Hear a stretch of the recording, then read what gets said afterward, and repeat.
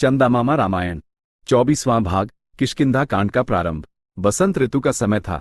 पंपा सरोवर का जल अत्यंत निर्मल और स्वच्छ था। उसमें कमल और नीलकमल खिले हुए थे। सरोवर के चारों ओर का वन अत्यंत रमणीय था। कोयलें कूक रही थी, मयूर नृत्य कर रहे थे। इस बसंत की शोभा को देख एक ओर श्री राम को आनंद हुआ तो दूसरी ओर सीता के विरह में वे अत्यंत व्याकुल हो उठे और अपनी स्थिति पर विलाप करने लगे। वे जहां भी देखते उन्हें सीता का ही स्मरण होता। उन्होंने अत्यंत निराशापूर्ण स्वर में लक्ष्मण से कहा, लक्ष्मण, इस सुंदर प्रदेश में यदि सीता मेरे साथ होती तो मैं जीवन में अन्य कुछ न मांगता, किंतु सीता के बिना जीवन असंभव प्रतीत होता है। मैं प्राण त्याग दूंगा, तुम भरत के समीप लौट जाओ। ऐसा कहकर वे उच्च स्वर में रुदन करने लगे। लक्ष्मण ने राम को हितोपदेश दिया। उन्होंने समझाया कि सीता के प्रति अत्यधिक अनुराग के कारण ही यह शोक उत्पन्न हो रहा है। उन्होंने राम से उस विरह और मोह को त्यागने का निवेदन किया और कहा कि रावण का पता लगाकर सीता को वापस लाना ही हमारा ध्येय है। यदि रावण स्वेच्छा से सीता को नहीं सौंपता तो उसका वध करना होगा और इसके लिए धैर्य आवश्यक है। लक्ष्मण ने राम को साहस बंधाते हुए कहा कि शोक कार्य का विनाशक होता है। इसके पश्चात वे दोनों उस वन में विचरण करने लगे। राम और लक्ष्मण जब पंपा सरोवर के निकट पहुंचे तभी से ऋष्मुक पर्वत पर रहने वाला सुग्रीव नामक वानरराज उन्हें देख रहा था। हाथी के बच्चों के समान बलशाली उन दोनों को उस क्षेत्र में घूमते देख सुग्रीव भयभीत हो उठा। उसे संदेह हुआ कि उसके भ्राता वाली ने ही उसे क्षति पहुंचाने के उद्देश्य से इन्हें भेजा होगा। भय के कारण सुग्रीव अपने वानर मंत्रियों के साथ मतंग ऋषि के आश्रम में चला गया। वहां उन्हें वाली का भय नहीं था, क्योंकि वाली के अनुचर भी वहां प्रवेश नहीं कर सकते थे। सुग्रीव ने अपने मंत्रियों से कहा, ये कौन है जो वल्कल वस्त्र धारण कर छद्म वेश में इस वन में आए हैं? क्या तुम जानते हो क्यों? अवश्य ही वाली ने इन्हें भेजा होगा। ये सुनकर सभी भयभीत हो गए। तब सुग्रीव के मंत्रियों में से एक हनुमान ने कहा, आप सब अकारण ही भयभीत हो रहे हैं। इस ऋष्मुक पर्वत पर वाली नहीं आएगा, उसका कोई चिन्ह भी यहाँ दिखाई नहीं देता। एक राजा को इतना चंचल चित्त नहीं होना चाहिए। हनुमान की बात सुनकर सुग्रीव ने कहा, मैंने यह नहीं कहा कि वाली यहाँ आया है। उन पुरुषों को देखो, उनकी दीर्घ भुजाओं को देखो, उनके हाथों में स्थित खड्ग और धनुष बाण को देखो। उन्हें देखकर किसी को भी भय होगा। मुझे पूर्ण संदेह है कि वाली ने ही उन्हें भेजा है। वाली राजा है, उसके अनेक सहायक हैं। हमें अत्यंत सावधान रहना चाहिए, अन्यथा शत्रु हमें असावधान पाकर हमारा विनाश कर देंगे।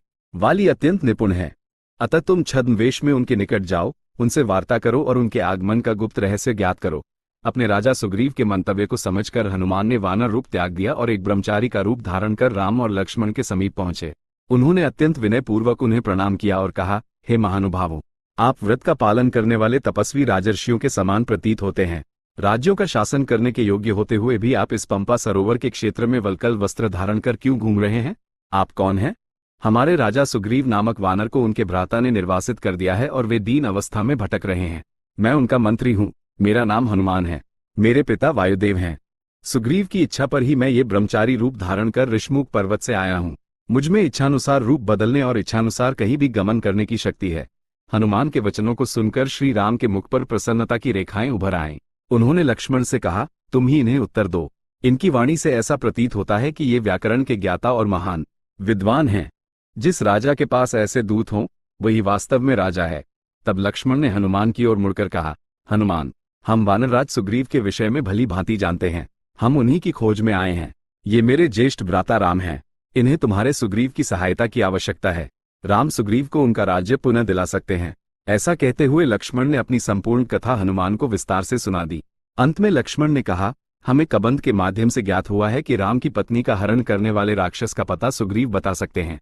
सीता की खोज में सुग्रीव को हमारी सहायता करनी चाहिए। याचकों को अनगिनत दान देने वाले इन राम ने आज इस सहायता के लिए सुग्रीव की शरण ली है। ये कहते हुए लक्ष्मण का कंठ दुख से भर आया। हनुमान ने कुशलता पूर्वक कहा, आप महानुभाव हैं। सुग्रीव को स्वयं आपकी खोज में आना चाहिए था, किंतु उनके पुण्य के प्रभाव से आप स्वयं उन्हें खोजते हुए आए हैं। सीता देवी की खोज में सुग्रीव आपका पूर्ण सहयोग करेंगे। क्या अब हम सुग्रीव के पास चलें?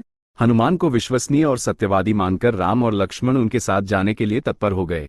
हनुमान ने ब्रह्मचारी रूप त्याग कर पुनः वानर रूप धारण किया और राम लक्ष्मण को अपने कंधे पर बैठाकर ऋष्मुक पर्वत की ओर प्रस्थान किया। सुग्रीव उस समय ऋष्मुक पर नहीं अपितु मलय पर्वत पर था। हनुमान ने वहां जाकर राम लक्ष्मण के आगमन का समाचार दिया और कहा कि सुग्रीव के लिए उनसे मित्रता करना लाभकारी होगा। हनुमान ने राम लक्ष्मण की सहायता की आवश्यकता के विषय में भी विस्तार से समझाया। हनुमान की बातें सुनकर सुग्रीव का भय दूर हो गया।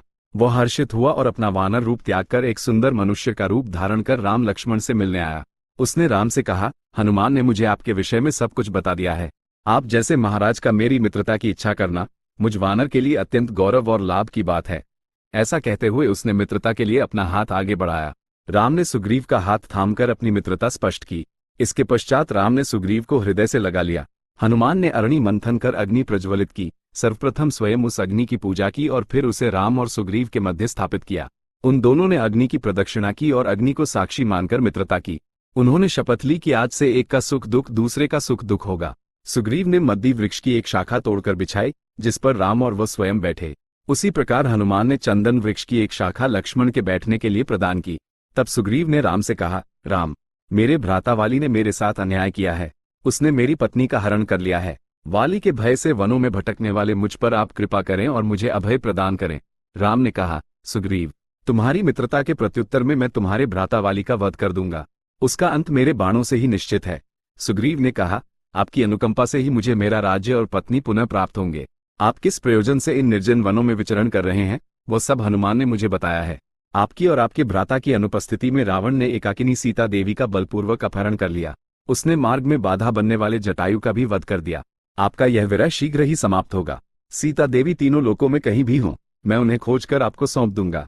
अब मुझे स्मरण हो रहा है, उस दिन मैंने जिसे देखा था वे सीता देवी ही थी, इसमें कोई संदेह नहीं है। मैंने रावण की गोद में बैठकर रुदन करते हुए आकाश मार्ग से जाती हुई सीता को देखा था। उन्होंने भी मुझे और मेरे साथ स्थित 4 वानर वीरों को देखा था। हमें देखकर उन्होंने अपने आभूषणों को अपने उत्तरीय वस्त्र में बांधकर हमारी ओर फेंक दिया था। उन आभूषणों को हमने इतने समय से सुरक्षित रखा है, उन्हें देखकर आप पहचान सकते हैं। ये सुनकर राम उन आभूषणों को देखने के लिए व्याकुल हो उठे। सुग्रीव उठकर एक गुफा में गया और सीता के आभूषणों की पोटली लेकर लौटा। उस पोटली को देखते ही राम ने सीता के उत्तरीय को पहचान लिया और शोक के आवेग में मूर्छित होकर गिर पड़े। वे अश्रुधारा बहाते हुए विलाप करने लगे। लक्ष्मण, रावण द्वारा ले जाते समय सीता ने जो यह वस्त्र और आभूषण फेंके थे, उन्हें देखो। कदाचित उन्होंने इन्हें सघन घास पर फेंका होगा, इसीलिए देखो ये तनिक भी क्षतिग्रस्त नहीं हुए हैं। लक्ष्मण ने उन आभूषणों को देखकर कहा, मैं इन केयूरों और कुंडलों को तो नहीं पहचानता, किंतु सीता के चरणों में प्रणाम करते समय मैंने जो नूपुर देखे थे, ये वही हैं।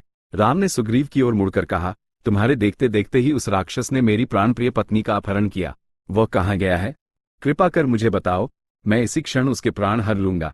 सुग्रीव ने कहा कि उसे रावण के विषय में अधिक ज्ञात नहीं है, किंतु उसने प्रतिज्ञा की कि वह सीता को खोजने के लिए समस्त संभव प्रयास करेगा।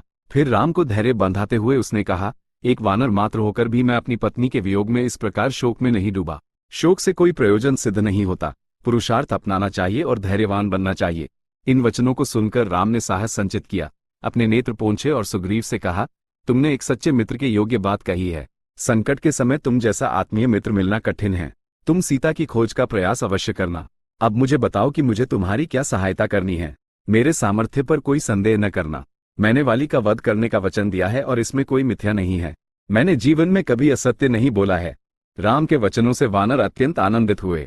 इसके पश्चात राम और सुग्रीव ने एकांत में वार्ता की और एक दूसरे को अपने कष्ट सुनाए। सुग्रीव ने राम से कहा, मेरा भ्राता महाबलशाली है। उसने युवराज पद पर स्थित मुझ पर आक्षेप किए और मुझे राज्य से निर्वासित कर दिया। उसने मेरे प्राणों से प्रिय पत्नी का हरण कर लिया। उसने मेरे मित्रों को कारागार में डाल दिया। वो मेरा वध करने के लिए निरंतर प्रयास कर रहा है। उसके द्वारा भेजे गए न जाने कितने वानरों का मैंने वध किया है। अपने भ्राता के भय के कारण ही मैं आपके समीप आने का साहस नहीं कर सका था। अब मेरे पास केवल ये हनुमान आदि मित्र ही शेष हैं। इनकी कृपा से ही मैं अब तक जीवित हूँ। उस परम शत्रु वाली के अंत के बिना मेरे जीवन में कोई सुख नहीं है। यह मेरी शोक गाथा है। कष्ट तो मित्रों को ही सुनाए जाते हैं। चंदा मामा रामायण 24वां भाग संपूर्ण। अधुना स्वस्ति।